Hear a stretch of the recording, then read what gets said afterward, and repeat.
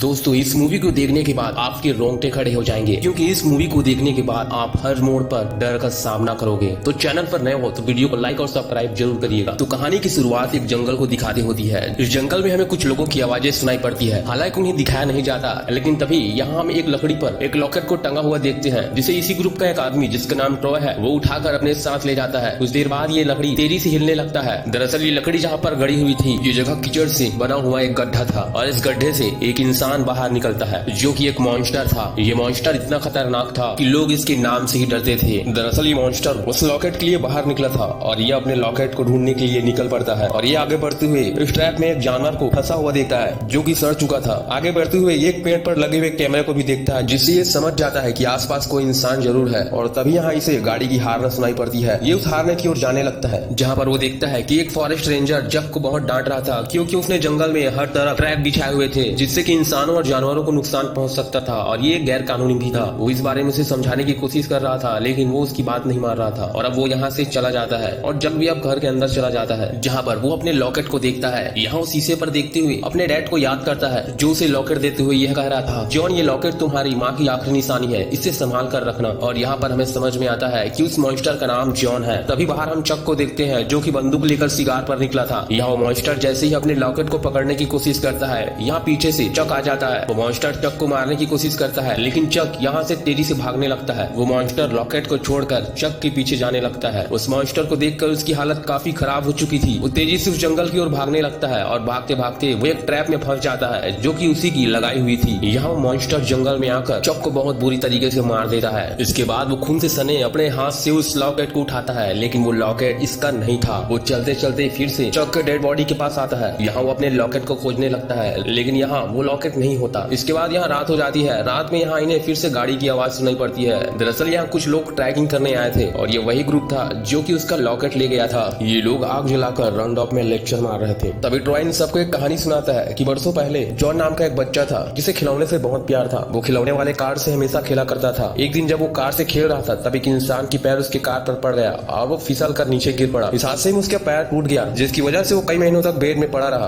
और इन सब का कसूरवार वो जॉन को समझ रहा था। जब वो आदमी ठीक हुआ तब उसने जॉन से बदला लेने की सोची और उसने जॉन को फियर फायर टावर के पास बुलाया। ये कहकर वो उसे खिलौने से भरा हुआ एक बैग देगा। अब ये सुनकर जॉन खुश हो जाता है और रात में वो फियर फायर टावर के पास पहुंच जाता है। लेकिन यहाँ वो आदमी उसे खिलौने देने के बजाय उस फियर फायर टावर से धक्का देकर नीचे गिरा देता है, जिससे कि मौके पर ही जॉन की मौत हो जाती है। इस हादसे से वो सारे लोग डर चुके थे और इसलिए वो जॉन के बारे में गलत अफवाहें फैलाने लगे ताकि वो बच जाएं। लेकिन जॉन के डैड को ये पता था कि ये सारे लोग झूठ बोल रहे हैं, और ये पता लगाने के लिए जब वो उनके पास पहुंचता है तब वो सारे लोग मिलकर उसके डैड को खत्म कर देते हैं। इसके कुछ दिन बाद जॉन फिर से जिंदा हो जाता है और उन सारे लोगों को एक एक करके मारने लगता है जिन्होंने उसके डैड को मारा था। इसके बाद जॉन को फिर से उस लॉकेट के साथ दफना दिया गया, लेकिन उसके लॉकेट को फिर कोई उठा ले गया था। इस वजह से वो फिर से उठकर खूनी खेल खेल गया था। इसके बाद जॉन को फिर से यहाँ उस लॉकेट के साथ दोबारा दफनाया गया, लेकिन इस बार भी ट्रॉय उस लॉकेट को ले आया था। इस वजह से वो फिर से खूनी खेल खेलने के लिए बाहर आ चुका है। ये कहानी उन सारे लोगों को काफी इंटरेस्टिंग लगती है, लेकिन वो इस कहानी पर ज्यादा ध्यान नहीं देते, और ये इनकी सबसे बड़ी गलती थी, क्योंकि जॉन की नजर अभी इन सब पर है जो कि इनके लिए काफी खतरनाक है। इसके बाद यहाँ ये सारे लोग सेल्फी लेकर सोने चले जाते हैं। तभी यहाँ जॉन एक लड़की को देखता है, वो उसे मारने के लिए आगे बढ़ता है। तब उसकी नजर यहाँ ट्रॉय पर पड़ती है जो कि एक पेड़ के किनारे खड़ा होकर सिगरेट पी रहा था। तभी यहाँ जॉन आकर उस लड़के को बहुत ही दर्दनाक मौत मार देता है और वो उसकी डेड बॉडी को खींचते हुए एक घर के पास ले जाता है, जहाँ वो शीशा तोड़कर वहाँ रखे हथियार और नकाब को लेकर वापस जंगल में चला जाता है। जॉन को यहाँ चलते चलते सुबह हो जाती है और सवेरे चलते चलते वो देखता है कि यहाँ झील के पास दो लड़की खड़े हैं, जिसमें से एक लड़की नहा रही है। तभी जॉन यहाँ पानी में उतरकर उस लड़की को मार देता है और झील की उस तरफ निकलकर दूसरी लड़की की ओर जाता है। यहाँ हम देखते हैं कि वो लड़की योगा कर रही थी, लेकिन तभी उसके सामने जॉन आ खड़ा होता है। जॉन का शकल इतना खतरनाक था कि वो लड़की देखकर काफी डर जाती है। वो भागने की कोशिश करती है, लेकिन उससे पहले जॉन उसे बहुत बुरी तरह से मारता है, जिसको देखकर आपकी रूह कांप जाएंगी। मारने के बाद वो उसे खाई के नीचे फेंक देता है। इसके बाद वो फिर से यहाँ अपने दूसरे शिकार के लिए निकल पड़ता है। आगे बढ़ते हुए यहाँ जॉन को गोली की आवाज सुनाई पड़ती है जो कि उन लड़कों के ग्रुप की थी। वो इस बात को लेकर बहस कर रहे थे कि उनके दोस्त लापता है और इसके लिए वो पुलिस को इन्फॉर्म करने वाला है, लेकिन उसका दूसरा साथी ऐसा बिल्कुल नहीं चाहता था। वो चाहता था कि पहले वो जाकर इस जंगल में उन्हें ढूंढे, और इस बात पर वो लड़का गुस्से में आकर गाड़ी की चाबी फेंक देता है जो कि जॉन के पास आकर गिरता है। वो कुल्हाड़ी यहीं रखता है और उस उस चाबी के पास जाता है और यहाँ हम देखते हैं कि जॉन का बचपना अभी भी नहीं गया है।